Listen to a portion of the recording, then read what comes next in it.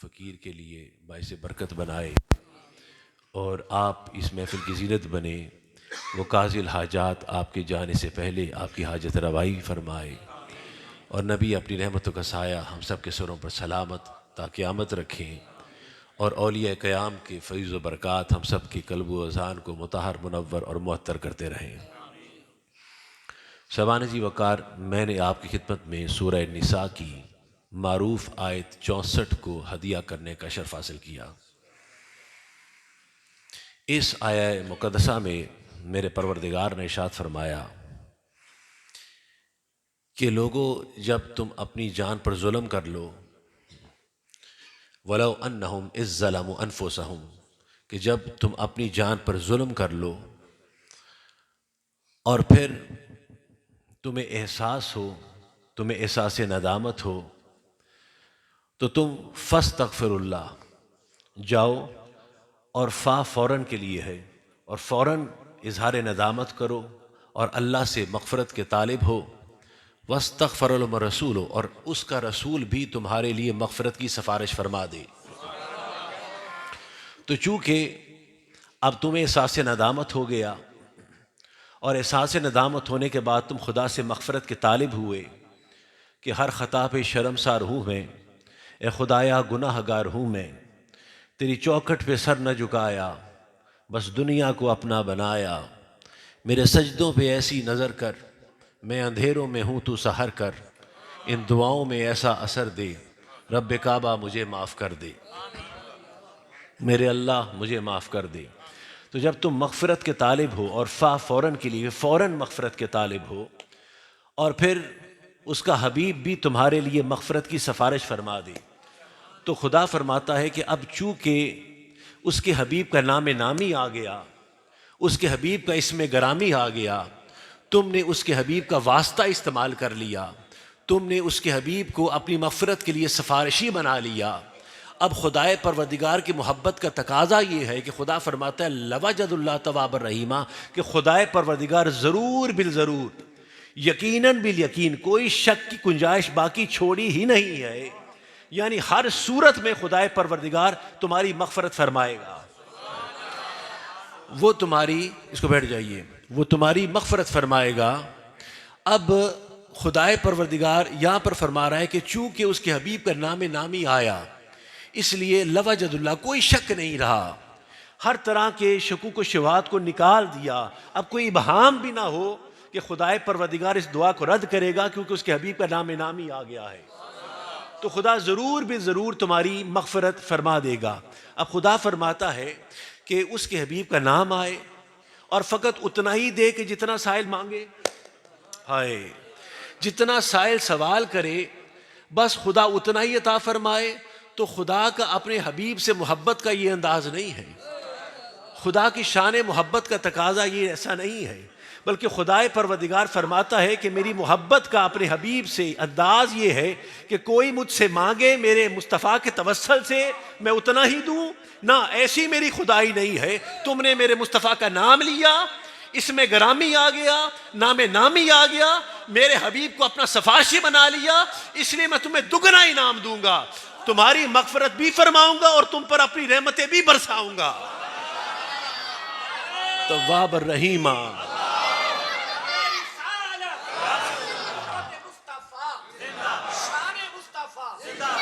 चूँकि हजूर का नाम नामी आया, इसमें गरामी आया, इसलिए फरमाया लवजदुल्लाह तवाबर रहीमा, तौबा तो कबूल करूंगा, साथ पर तुम पर अपनी रहमतें भी बरसाऊंगा। तो दोहरा इनाम मिल गया। अब ये मुकाम मग़फ़िरत के अंदर दुआ है। किसके अंदर? मुकाम मग़फ़िरत में। हम यहाँ पर क्यों आए हैं? आप क्यों यहाँ पर मगरिब के वक़्त बैठे और अब यहाँ इशा तक आप यहाँ पर तशरीफ़ फरमा होंगे, उससे पहले भी शायद रुखसत हो जाएं, लेकिन हम आए हैं यहाँ पर मग़फ़िरत के लिए। आप भी आए, मैं भी आए कि परवरदिगार हमें माफ़ फरमा दे, अपने गफूर रहीम होने का फैज़ अपने कहार और जबार होने से ज़्यादा हम पर जारी सारी फरमा। भाई यही है ना आपका मकसूद। अब यहाँ पर क्यों आए हैं? क्या कि अल्लाह आपकी मग़फ़िरत फरमाए। मैं क्यों बैठा हूँ? क्या कि अल्लाह मेरी मग़फ़िरत फरमा दे। तो मग़फ़िरत दो तरीक़ों से, किबला दो अंदाज से है। एक तो ये कि जिसका आप कलमा पढ़ते हैं, जिसकी आप उम्मती हैं, वो आपके लिए खुदा से मग़फ़िरत लेके दे। कि ए मेरे परवरदिगारा गुनाहगार हैं, तेरे हबीब की निस्बत का पटा हमने गलों में डाला हुआ है, इसलिए मौला अपने हबीब के तसद्दुक, अपने हबीब के सदक़े के अंदर हमारी मग़फ़िरत फरमा दे। तो पहली सूरत तो ये है कि मुस्तफ़ा, वो नबी, वो हादी, वो रहबर, वो मुरब्बी, वो तुम्हारा रहनुमा, वो मरकज़ मोहब्बत जिसका कलमा तुम पढ़ते हो, वो तुम्हारे लिए खुदा से मग़फ़िरत मांगे तो अल्लाह ताला तुम्हारी मग़फ़िरत फरमा दे। ये तो पहला तरीका है। और दूसरा तरीका ये है कि हम एक ऐसा अमल कर जाएं, हमारे किरदार के अंदर कोई ऐसी अमल की चमक आ जाए, कोई ऐसा अमल हम में पैदा हो जाए, हमारे सीरतो किरदार में कोई ऐसी हरकत पैदा हो जाए, कोई किरदार ऐसा नुमाया हो जाए कि अल्लाह पाक हमारी मग़फ़िरत फरमा दे। तो दो तरीकों से है, या तो हमारा नबी हमारे लिए मग़फ़िरत की दुआ करे, ये एक तरफ का रास्ता। दूसरा ये है कि हम कुछ ऐसा कर जाएं कि अल्लाह खुश हो जाए और अल्लाह हमारी मग़फ़िरत फरमा दे। तो दोनों के हवाले से एक एक बात को सुनिए और मुर्तज़ा को अपनी दुआओं में याद रखिएगा। पहली सूरत तो ये है कि हजूर हमारे लिए मग़फ़िरत की दुआ फरमाए, तो उसके लिए सही मुस्लिम की हदीस है। किसकी? सही मुस्लिम की हदीस है, सही है, ये हदीस सही है, औरों ने भी बयान किया, लेकिन मैं मुस्लिम के अल्फाज इस्तेमाल करूँगा। आप जानते हैं कि जिब्रील अमीन अलैहिस्सलाम हजूर अलैहिस्सलाम के पास रमज़ान के महीने में आते, और जिस रात आप जिसने नज़ूल कुरान मनाते हैं, उस दिन जिब्रील आकर मुस्तफ़ा की बारगाह में सारा का सारा कुरान दोहराया करते थे। या आप जिसने नज़ूल कुरान मनाते हैं ना, कब मनाते हैं? 27वीं को आप मनाते हैं। तो ये सुन्नत है जिब्राइल की। किसकी सुन्नत है? जिब्राइल की, कि जिब्रील मेरे मुस्तफ़ा के पास आता और आकर खादिम बनकर हजूर को सारा का सारा कुरान पेश करता। और जब आखिरी साल था तो जिब्रील 2 मरतबा आए और 2 मरतबा आके ख़त्म कुरान किया। तो अब इसी तसलसल की कड़ी है कि एक मरतबा जब जिब्रील अमीन आए मुस्तफ़ा के पास और अर्ज़ करते हैं कि या रसूलुल्लाह सल्लल्लाहु अलैहि वसल्लम, अल्लाह पाक ने आपकी और आपकी उम्मत के लिए एक ही तरह की किरात को पसंद फरमाया, एक ही तरह की कुरान की किरात को पसंद फरमाया कि एक ही तरह से शर्क से लेकर मगरिब तक और शमाल से लेकर जनूब तक सब एक ही तरह से कुरान मजीद की तिलावत करें, कोई तलफ़्फ़ुज़ का फ़र्क ना हो, कोई ज़ेर व ज़बर का फ़र्क ना हो, सब एक ही लब व लहजे के साथ सब कुरान मजीद की तिलावत करें। पर कुर्बान जाऊँ अपने कबली वाले मुस्तफ़ा पर, आमिना के लाल पर, अब्दुल्ला की यतीम पर, अब्दुल मुत्तलिब के पोते पर, इब्तहाई पर, तहामी पर, हाशमी पर, उस ख़त्म नबूवत के ताज पहनने वाले पर, जो हमारी नब्ज़ों की रफ्तार को हमसे बेहतर जानता है, जो हमारी आंखों की चमक को हमसे ज़्यादा पहचानता है, जो हमारे अंदर को हमसे बेहतर जान रहा है, पहचान रहा है। हजूर कितने शफीक हैं। हजूर ने फरमाया, जानते थे मेरे मुस्तफ़ा कि एक वक़्त आएगा कि जब ये दीन इस्लाम अरब के रेगिस्तानों से निकलेगा और अंटार्कटिका के ग्लेशियर्स तक पहुँचेगा, फिर वहाँ से निकलेगा ऑस्ट्रेलिया की चरागाहों तक भी पहुँचेगा। हजूर जानते थे कि मेरा दीन इस्लाम यूरोप के कलीसाओं तक भी पहुँचेगा, और हजूर जानते थे कि मेरा ये कलमा अफ्रीका के जंगलात तक भी पहुँच जाएगा। और फिर हजूर ये भी जानते थे कि एक वक़्त आएगा जब मेरा कलमा बरे सगीर पाक व हिंद में दाखिल होगा, वहाँ खित्ता पाकिस्तान में आएगा, वहाँ पाकिस्तान के खित्ते में पंजाब में आएगा, और पंजाब से होता हुआ वो यहाँ की एक तहसील फोर्टाबास के अंदर आएगा, और फोर्टाबास के अंदर ये गुलशन इकबाल कॉलोनी है, इस गुलबर्ग कॉलोनी है, इस गुलबर्ग कॉलोनी के अंदर एक मस्जिद है, उस मस्जिद में भी आकर मेरा कलमा चलेगा और मेरे उम्मती वहाँ पर भी बैठे होंगे। तो हजूर जानते थे कि सबका लबो लेजा एक जैसा नहीं होता, हर एक का तलफ़्फ़ुज़ फ़र्क होता है। पंजाबियों का फ़र्क है, सिंधियों का फ़र्क है, अरबी के कुछ लफ्ज़ हैं जो उर्दू में नहीं बोले जाते, उर्दू के कुछ अल्फाज हैं जो अरबी में नहीं बोले जाते। खुद बिलाल हबशी को देखें तो अशहादो को असहादो कह देते थे, तोए को ते पढ़ देते थे, अलिफ को वैन कहते थे, और हम भी कर जाते हैं। तो हजूर जानते थे कि सबका रबो ले जाए एक जैसा नहीं होता। बंगालियों का अपना रबो ले जाए, कुछ लोग हैं उन्हें रे कहा जाए तो ल की आवाज़ निकलती है। पख्तून हमारे लड़की आता है, लड़का जाती है, तो मुख्तलिफ तलफ़्फ़ुज़ होते हैं, अंदाज़ अपना अपना है, बोली अपनी अपनी है, लबो लेजा अपना अपना है। अब अरबी के अंदर पे नहीं है तो पाकिस्तान को पाकिस्तान कहा जाता है।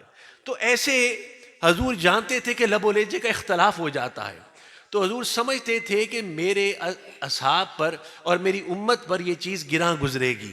कुर्बान जो मेरे कमली वाले मुस्तफ़ा ने कहा कि ना जबरील ना खुदा के पास वापस चला जा, मेरे रब के पास वापस चला जा और जाके अर्ज कर कि ए परवरदिगारा अपने हबीब पर और अपने हबीब की उम्मत पर थोड़ा और रहम फरमाए, थोड़ा और रहम फरमाए। जिब्रील अमीन गए और वही इलाही लेके आए कि ए मुस्तफ़ा, अल्लाह फरमाता है कि अल्लाह ने आपकी और आपकी उम्मत के लिए दो तरह की कुरान की किरात को पसंद फरमाया।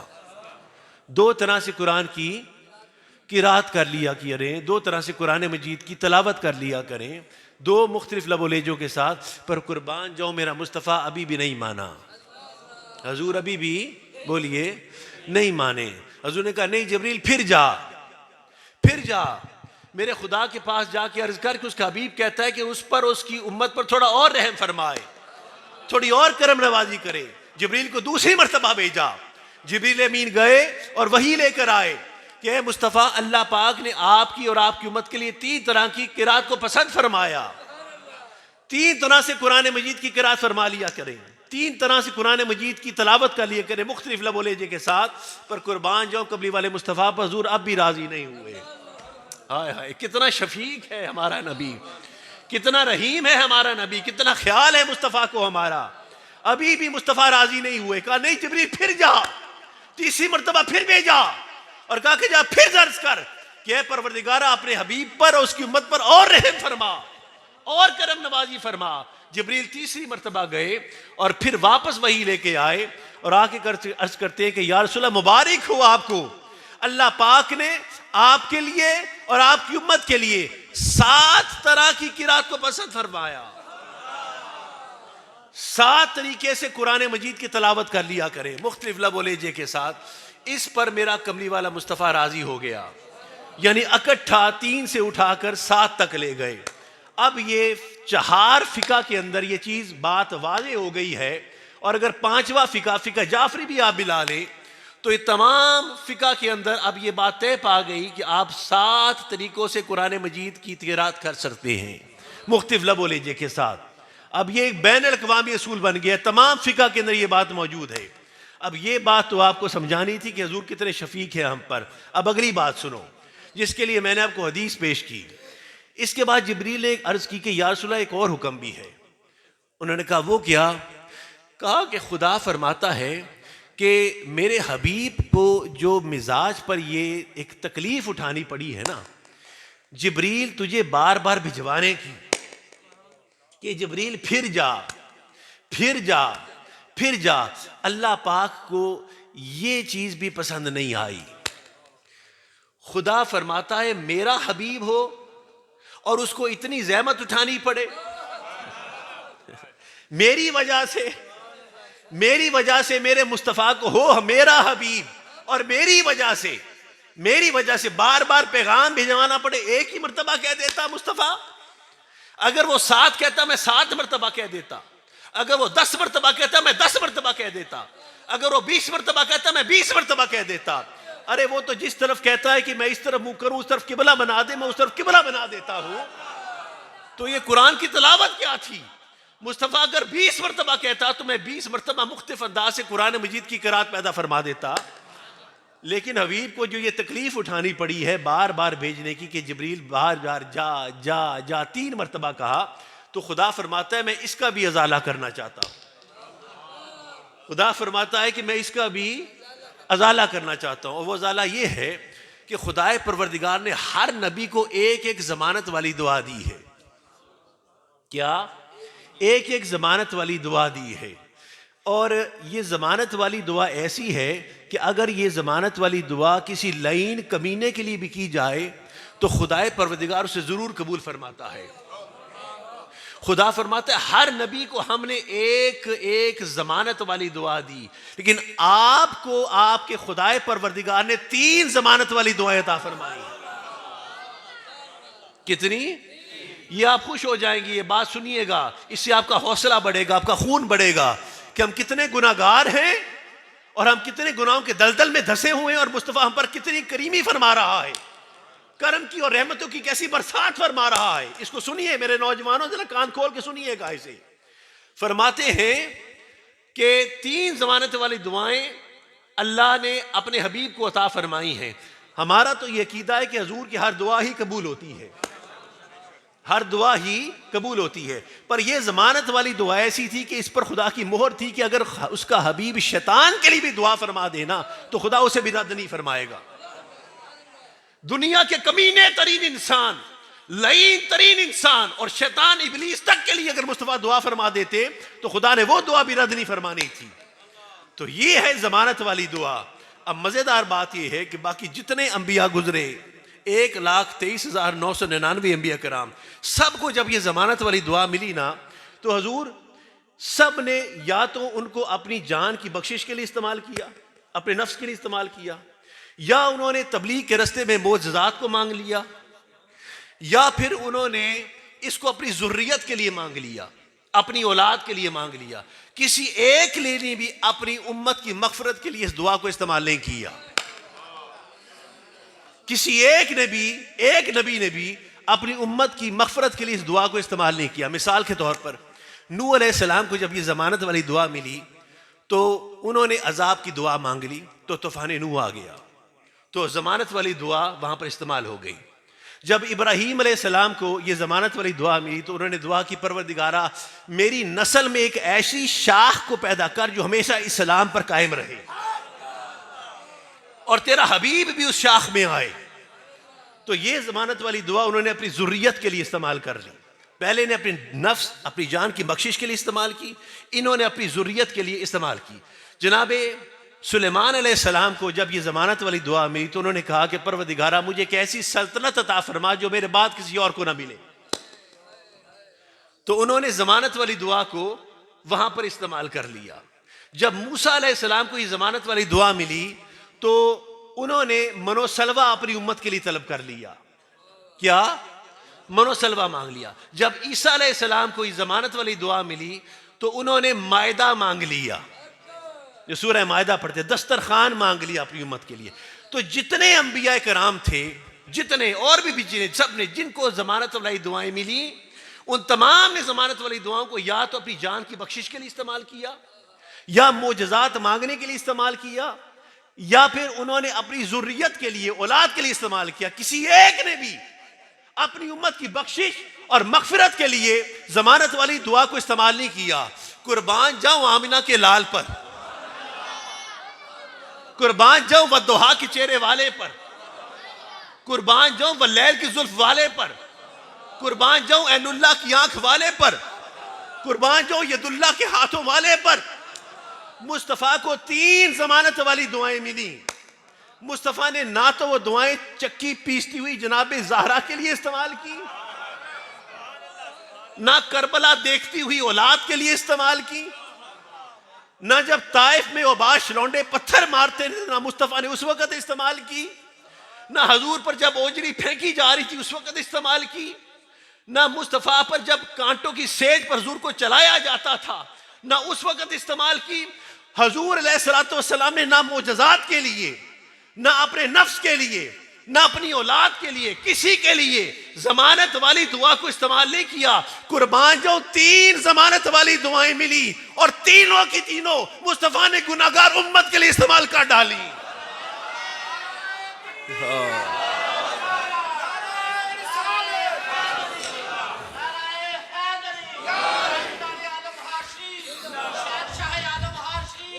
तीन जमानत वाली दुआएं मिली। आमिना के लाल को 3 दुआएं मिली और तीनों की तीनों दुआएं मुस्तफ़ा ने ना अपनी दुख्तर के लिए, ना अपने जिगर पारे के लिए, जिगर के टुकड़े के लिए, ना वो जिनको कंधों पर सवार करते थे ना उनके लिए, ना अपनी ज़ात के लिए, किसी के लिए हजूर ने इस्तेमाल नहीं किया। बल्कि 3 दुआएं मिली तो हम जैसे गुनाहगार लोगों के लिए, हम जैसे जो गुनाहगार, जो गुनाहों के दलदल में डूबे पड़े हैं, हमारे लिए हजूर ने वो तीनों की तीनों ज़मानत वाली दुआएं इस्तेमाल कर ली। जब पहली दुआ की तो फरमाया अल्लाहुम्मा अग़फ़िर ली उम्मती, अल्लाहुम्मा अग़फ़िर ली उम्मती। कभी फरमाते रब्बी हब ली उम्मती, कभी फरमाते थे अल्लाह मगफिर ली उम्मती, या अल्लाह मेरी उम्मत की मगफरत फरमा, या अल्लाह मेरी उम्मत की मगफरत फरमा। और हाल पता क्या था, मुस्तफ़ा गार के अंदर, हदीस पाक में है, गार में एक दूसरे मुकाम पर अपनी रीश मुबारक को पकड़ते और रीश मुबारक को पकड़कर बच्चों की तरह बिलबलाते, रोते थे मुस्तफ़ा, आहो बका करते थे। और इस तरह रीश मुबारक भीग जाती थी, आपकी तर हो जाती थी कि जैसे कोई इंसान नहा के निकला होता है। और जहां पर हुजूर सजदा करते थे और रोते थे, बिलबलाते थे, वहां पर आंसुओं की झड़ी ऐसे लगती कि वहां पर एक तालाब बन जाता था आंसुओं का। और मुस्तफ़ा बिलक बिलक कर, रो रो कर ये इल्तिजा करते कि या अल्लाह मेरी उम्मत को बख्श दे, या अल्लाह मेरी उम्मत को बख्श दे, या अल्लाह मेरी उम्मत की मगफरत फरमा दे। ये आलम था मुस्तफ़ा का अपनी उम्मत के लिए। कुर्बान जाऊं, कभी मुस्तफ़ा ऐसे फातिमा के लिए ना रोया, हसन हुसैन के लिए ऐसे ना रोया, अपने लिए ना रोया। हम जैसे गुनाहगार उम्मतियों के लिए मुस्तफ़ा ने आंसुओं की झड़ी लगा दी है कि या अल्लाह मेरी उम्मत की मगफरत फरमा दे, अल्लाह मगफिर ली उम्मती, मेरी उम्मत की मगफरत फरमा दे। मुहद्दिसीन ने लिखा है कि जो हुजूर ने पहली दुआ की ना कि अल्लाह मगफिर ली उम्मती, ये हुजूर ने हमारे कबीरा गुनाहों के लिए की, कबायर गुनाह के लिए। जो कबीरा गुनाह है, सुन्नियों तुम हिले नहीं हो। कबीरा गुनाह जानते हैं क्या होते हैं? जो तुम्हारे गले में फंदा डाल दे, जो खुदा के अजाब का फंदा तुम्हारे गलों में डाल दे और कोई बचाने वाला बाकी ना हो, सवाए खुदाए परवरदिगार की रहमत बाकी रह जाए। ये वो गुनाह कबीरा है। आप समझते हैं कि किसको गुनाह कबीरा कहते हैं? मुस्तफ़ा ने कहा या अल्लाह मेरी उम्मत के गुनाह कबीरा को बख्श दे। मुबारक हो तुम्हें, ओ सुन्नियों मुबारक हो, मोहम्मदियो मुस्तफवियो मुबारक हो। हजूर ने जमानत वाली दुआ को यूज किया है तुम्हारे कबीरा गुनाहों के लिए। इस पर हम छलांगे ना मारे तो क्या करें, इस पर हम खुशियां ना मनाए तो क्या करें, इस पर हम मिलाद ना मनाए तो क्या करें, इस दफा हम या रसूलुल्लाह के नारे ना लगाए तो और क्या करें। ये हमारे लिए कबीरा गुनाहों को माफ फरमा दिया।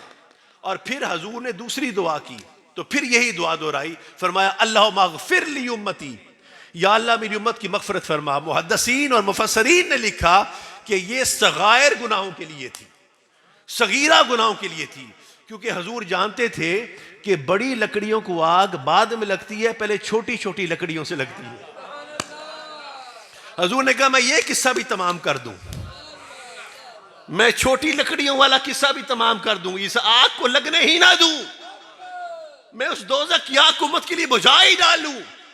फरमाया छोटे गुनाह भी माफ कर दे मौला, मेरी उम्मत के बड़े गुनाह भी माफ कर दे मौला। अब आप मुबारक हो, आपको, आप खुश नहीं हुए, आपके दिल को ठंड नहीं पड़ी।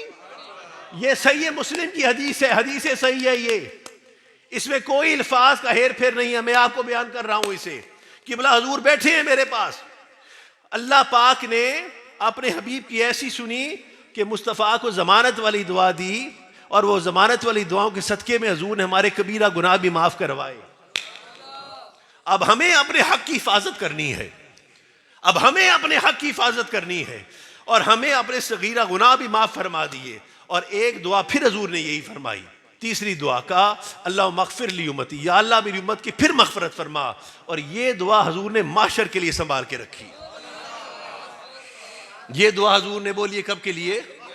माशर के, वहां पर भी जरूरत पड़ेगी, जब नफ्स नफ्सी का आलम होगा वहां पर भी इस दुआ के, तो हजूर ने वहां के लिए दुआ संभाल के रखी। अब एक क्वेश्चन कारी साहब आपके तवस्सुल से मैं इस मजमे से करना चाह रहा हूं, मुझे खुदा के वास्ते एक बात का जवाब दो। ये 1,23,999 अंबिया कराम थे, इनमें से किसी को ख्याल नहीं आया अपनी उम्मत का कि कोई एक भी दुआ करता अपनी उम्मत के लिए? किसी को रहम नहीं आया अपनी उम्मत पर मेरा वजदान ये कहता है, हदीस के अल्फाज नहीं है, पर मेरा ये वजदान है, मेरा जाती वजदान है। हजूर मेरा वजदान कहता है कि वो नबी बड़े सियाने थे, ये सारे नबी बड़े सियाने थे, बड़े समझदार थे। वो जानते थे कि ये जो आखिरी नबी आएगा ना, ये बड़ा लजपाल नबी होगा, ये बड़ा लजपाल नबी होगा, लज रखने वाला नबी होगा, ये मान रखने वाला नबी होगा। तो ये फकत अपनी उम्मत का नबी थोड़ी है, ये तो हमारा भी नबी है।